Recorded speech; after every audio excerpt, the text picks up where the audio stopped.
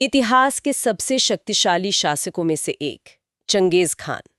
एक ऐसा नाम जो विजय, साम्राज्य और शायद क्रूरता का भी प्रतीक है। लेकिन उससे जुड़ा एक ऐसा रहस्य भी है जो आप सोचिए 800 सालों से दुनिया के बड़े बड़े खोजियों को चकमा दे रहा है। उसकी कब्र आखिर है कहाँ? आज हम इसी पहेले की तह तक जाने की कोशिश करेंगे। हमारे पास जो स्रोत हैं उनमें इस रहस्य के पीछे की एक बहुत ही नाटकीय और क्रूर कहानी बताई गई है। लेकिन हम सिर्फ उस कहानी पर ही नहीं रुकेंगे। हम ये भी समझेंगे कि आज के दौर में जब हमारे पास सैटेलाइट टेक्नोलॉजी है, जमीन के नीचे देखने वाले रडार हैं, तब भी ये जगह एक राज क्यों बनी हुई है? क्या ये सिर्फ एक छिपी हुई कब्र है या इसके पीछे कुछ और भी है? ये सवाल बहुत ज़रूरी है क्योंकि चंगेज़ खान की कब्र का जो ये रहस्य है, ये सिर्फ एक मतलब एक पुरातात्विक पहेली नहीं है। ये मंगोलिया की संस्कृति, उनकी आध्यात्मिक मान्यताओं और एक सम्राट की अंतिम इच्छा से जुड़ा हुआ मामला है। जो कहानी हम सब ने सुनी है कि कैसे सैनिकों की टुकड़ियों ने इस राज को दफन किया, वो तो इस पूरी तस्वीर का बस एक हिस्सा है। असली वजह शायद इससे कहीं ज़्यादा गहरी है। तो चलिए उसी मशहूर कहानी से शुरू करते हैं जो हमारे स्रोत में भी बताई गई है। कहा जाता है कि चंगेज खान की आखिरी और सबसे बड़ी इच्छा यही थी कि उसकी कब्र हमेशा हमेशा के लिए गुमनाम रहे। कोई निशान नहीं, कोई स्मारक नहीं। हाँ, और इस इच्छा को पूरा करने के लिए जो योजना बनाई गई, वो किसी किसी फिल्म की कहानी जैसी लगती है। कहानी के मुताबिक उसके सबसे वफादार सैनिकों ने उसके शरीर को मंगोलिया के किसी बहुत दूर दराज और घने पहाड़ी जंगल में दफनाया। जगह इतनी गुप्त थी कि उसे चुनना ही अपने आप में एक बहुत बड़ा काम रहा होगा। और यहीं से चीजें अजीब होनी शुरू होती हैं। सिर्फ दफनाना ही? हाँ, मतलब काफी नहीं था। बिल्कुल। स्रोत के अनुसार दफनाने के बाद उस जगह पर हजारों घोड़े दौड़ाए गए। इतनी बार कि जमीन पूरी तरह से सपाट हो गई, जैसे उसे कभी खोदा ही न गया हो। ये सोचना भी अजीब लगता है, घोड़ों से कब्र के निशान मिटाना। ये तरीका जितना अजीब है, उतना ही आप कह सकते हैं असरदार भी है। इसका मकसद सिर्फ कब्र को छुपाना नहीं था। तो फिर क्या था? मकसद था उस जगह की पहचान ही मिटा देना, उसे वापस वैसा ही बना देना जैसा वो हमेशा से थी। एक आम जमीन का टुकड़ा, कोई टीला नहीं, कोई पत्थर नहीं, कोई भी ऐसा सबूत नहीं जो किसी इंसान के दखल की गवाही दे। ये प्रकृति के साथ उस राज को मिलाने की एक कोशिश थी। ठीक है, तो जमीन से तो सबूत मिटा दिए गए, पर उन लोगों का क्या जिन्होंने ये सब अपनी आंखों से देखा था? वो सैनिक तो जानते थे कि जगह कहाँ है। और यहीं पर कहानी का सबसे खौफनाक मोड़ आता है। बिल्कुल, कहानी के इस हिस्से पर यकीन करना थोड़ा मुश्किल होता है, लेकिन ये इस पूरी योजना की गंभीरता को दिखाता है। कहा जाता है कि इस काम के लिए दो सैनिक टुकड़ियां थीं। क्या? एक जिसने कब्र खोदी और जमीन को समतल किया, और दूसरी जो जंगल के बाहर इंतजार कर रही थी। एक मिनट, ये कहानी सुनने में बहुत ज्यादा नाटकीय लगती है। क्या हमारे पास इस बात का कोई ठोस सबूत है कि सैनिकों के दो समूह थे और एक ने दूसरे को मार डाला, या ये सिर्फ एक लोक कथा है जो समय के साथ और बड़ी हो गई? ये एक बेहतरीन सवाल है।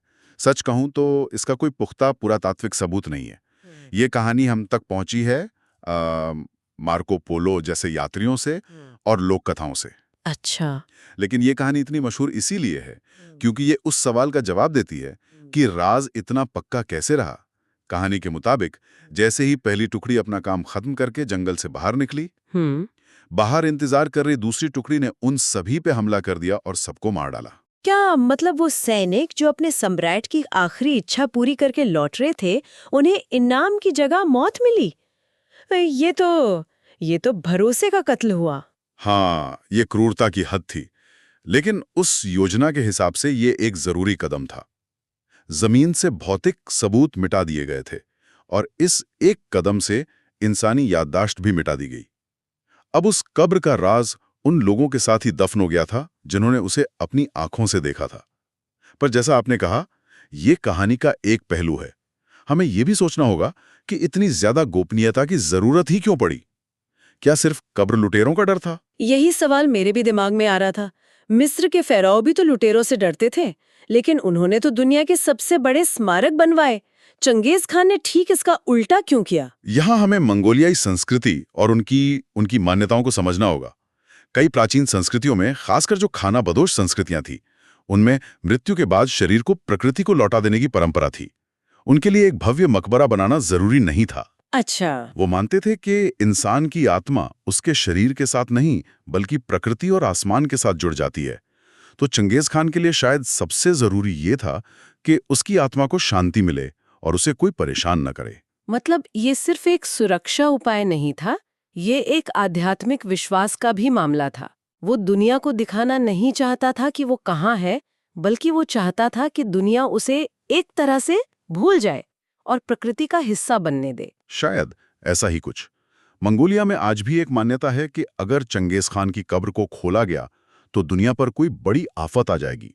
ये डर या सम्मान जो भी कहें आज भी वहां के लोगों में जिंदा है। तो ये सिर्फ सोना चांदी बचाने की कहानी नहीं है। नहीं, ये एक रूह को बचाने और एक परंपरा को निभाने की कहानी भी हो सकती है। ठीक है, तो अगर ये दो टुकड़ियों वाली कहानी मान लें कि वो पूरी तरह सच न भी हो, तो क्या हमारे पास कोई और सिद्धांत है कि कब्र को कैसे छिपाया गया होगा? हाँ, एक और सिद्धांत है जो ज्यादा विश्वसनीय लगता है। वो क्या है? वो है नदी के नीचे दफनाने का तरीका। इसके अनुसार किसी नदी का बहाव कुछ समय के लिए मोड़ा गया, नदी के सूखे तल में कब्र बनाई गई और फिर नदी को वापस उसके पुराने रास्ते पर बहने दिया गया। अरे वाह, ये तो और भी ज्यादा चालाकी भरा तरीका है। इसके बाद तो कोई निशान ढूंढना लगभग नामुमकिन हो जाएगा। बिल्कुल, नदी अपने साथ सारे सबूत बहा ले जाएगी और ये तरीका इतिहास में इस्तेमाल भी किया गया है। इससे कब्र हमेशा के लिए पानी के नीचे सुरक्षित हो जाती है। कई इतिहासकार मानते हैं कि चंगेज खान को मंगोलिया की ओनान नदी के पास कहीं दफनाया गया था, क्योंकि उसका जन्म भी उसी इलाके में हुआ था। तो ये नदी वाला सिद्धांत काफी तार्किक लगता है। ये सब हमें आज के दौर में ले आता है। मान लीजिए हम नहीं जानते कि इन दोनों में से कौन सी कहानी सच है, लेकिन आज हमारे पास सैटेलाइट है, ग्राउंड पेनेट्रेटिंग रडार है जो जमीन के नीचे की तस्वीरें ले सकता है। हम मंगल ग्रह पर रोवर भेज रहे हैं, तो हम अपनी ही धरती पर एक कब्र क्यों नहीं ढूंढ पा रहे? जहां कब्र होने का सबसे ज्यादा शक है वो बहुत बड़ा, वीरान और दुर्गम है। ये हजारों वर्ग किलोमीटर का पहाड़ी और जंगली इलाका है। आप कहां से शुरू करेंगे और कहां खत्म? मंगोलिया के लोग अपने सबसे महान नायक चंगेज खान का बहुत ज्यादा सम्मान करते हैं। ज्यादातर लोग नहीं चाहते कि उनकी कब्र को ढूंढा जाए और उनकी अंतिम इच्छा का अपमान किया जाए। इसे राष्ट्रीय गौरव से जुड़कर देखा जाता है। तो इसका मतलब यह है कि अगर कोई विदेशी टीम वहां जाकर खोजबीन करना चाहे तो उन्हें शायद ही इजाजत मिलेगी, है ना? इजाजत मिलना बहुत ज्यादा मुश्किल है। कई अंतर्राष्ट्रीय अभियानों ने कोशिश की, लेकिन उन्हें स्थानीय विरोध और सरकारी बाधाओं का सामना करना पड़ा।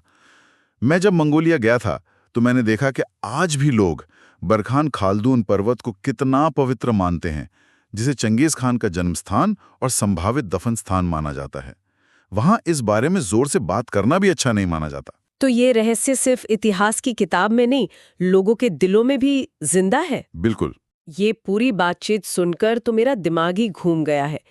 एक तरफ एक क्रूर कहानी है, दूसरी तरफ गहरी आध्यात्मिक मान्यताएं और आज के दौर में टेक्नोलॉजी के सामने खड़ी सांस्कृतिक दीवारें, ये सब मिलकर इस रहस्य को लगभग अभेद्य बना देती हैं।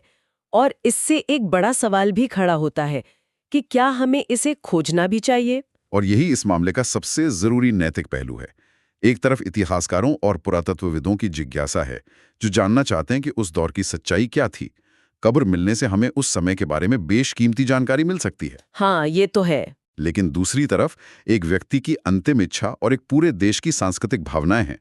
क्या हमारा जानने का अधिकार उनकी भावनाओं का सम्मान करने से ज्यादा बड़ा है? ये एक बहुत मुश्किल सवाल है। विज्ञान और खोज की कोई सीमा नहीं होनी चाहिए, लेकिन शायद सम्मान की एक सीमा जरूर होनी चाहिए। हाँ, ये पश्चिमी दुनिया की खोज की मानसिकता और पूर्वी दुनिया की सम्मान की परंपरा के बीच का एक टकराव भी है। हमारे लिए जो एक ऐतिहासिक खोज है, उनके लिए वो अपने पूर्वज की आत्मा को परेशान करना है। इसलिए शायद ये रहस्य कभी हल नहीं होगा और शायद इसे हल होना भी नहीं चाहिए। तो चंगेज खान की कब्र का न मिलना सिर्फ एक योजना की सफलता नहीं है, ये भूगोल, संस्कृति और सम्मान की एक मिलीजुली जीत है। एक ऐसी पहेली जिसे शायद सुलझाने के लिए बनाया ही नहीं गया था। बिल्कुल, और ये हमें एक आखिरी सोच पर लाकर छोड़ता है। हम सब एक भौतिक कब्र ढूंढ रहे हैं, हड्डियों और कलाकृतियों से भरी एक जगह। लेकिन क्या हो अगर चंगेज खान का असली मकसद कुछ और हो? जैसे कि? शायद उसका असली मकसद ये सुनिश्चित करना था कि उसकी कब्र कभी भी एक पर्यटन स्थल या पूजा की जगह ना बने। वो चाहता था कि लोग उसे उसकी जीती हुई दुनिया के लिए याद रखें, ना कि एक मकबरे के लिए। शायद असली मकबरा कोई जगह है ही नहीं।